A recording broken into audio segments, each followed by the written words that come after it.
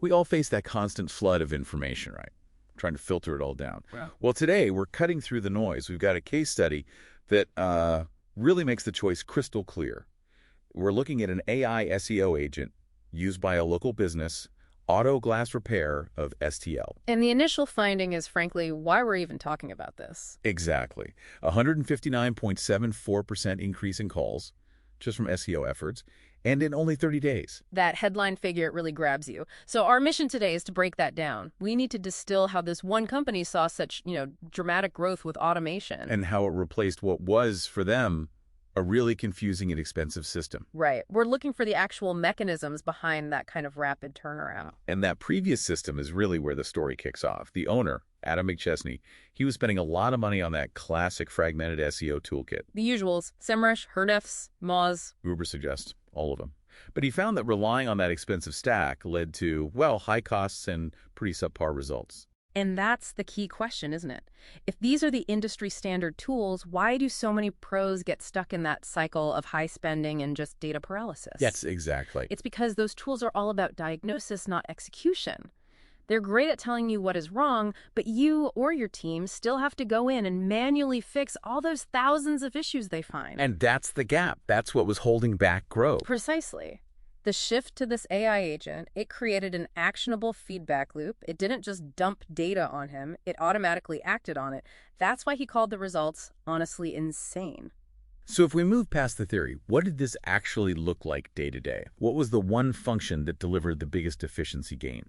I'd say it was the ability to unify consistency with scale. So on the consistency side, the agent completely streamlined posting to their Google business profile, their GBP. Which is such a crucial signal for local ranking. Huge. And they could schedule all these posts weeks in advance, locking in that consistency without anyone having to think about it.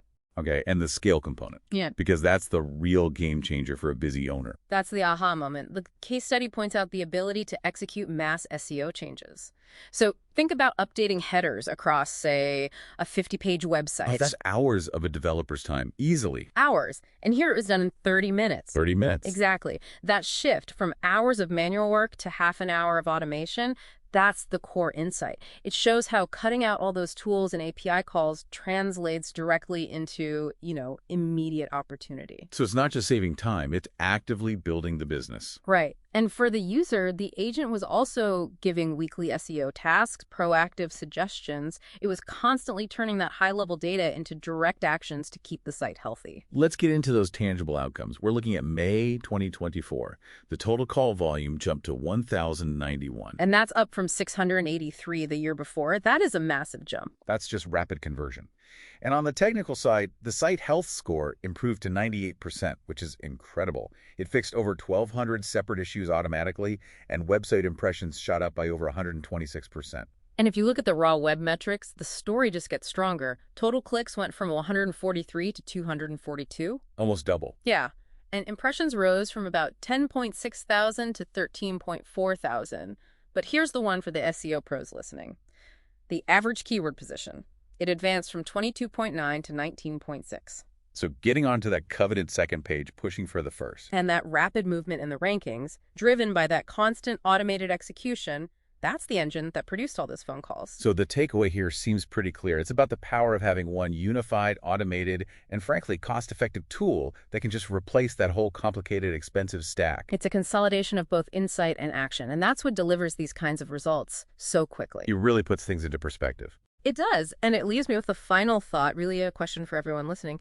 If automating these complex, really time-intensive tasks like mass header updates, like consistent GBP posting, if that can generate such fast, measurable returns in a competitive space like local services, then what other manual, process-heavy functions in your own business are now prime targets for the exact same kind of AI-driven efficiency?